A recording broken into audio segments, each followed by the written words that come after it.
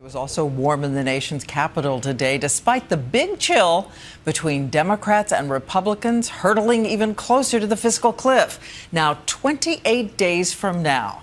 ABC's Jake Tapper has news tonight on one thing both sides may agree to change, and it's something that could affect millions of American families and fast.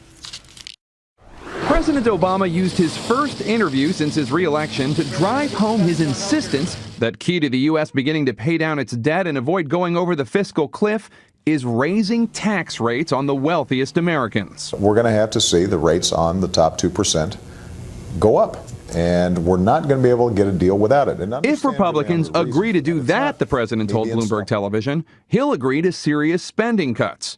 Republicans have offered to raise taxes on higher incomes by $800 billion, not by raising tax rates, but by eliminating some deductions and loopholes.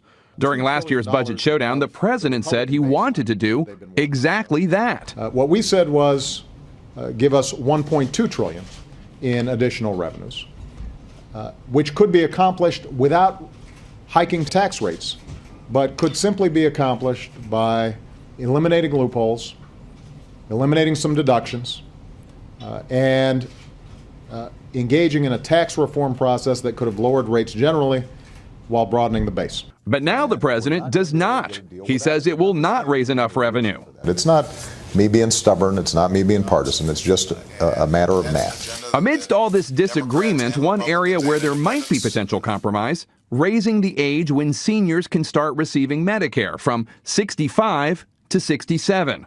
That would help the government save almost $6 billion a year, according to one study, though it would also come at a cost, an average of $700 more in out-of-pocket costs for those seniors no longer eligible for Medicare, not to mention additional health care costs for employers.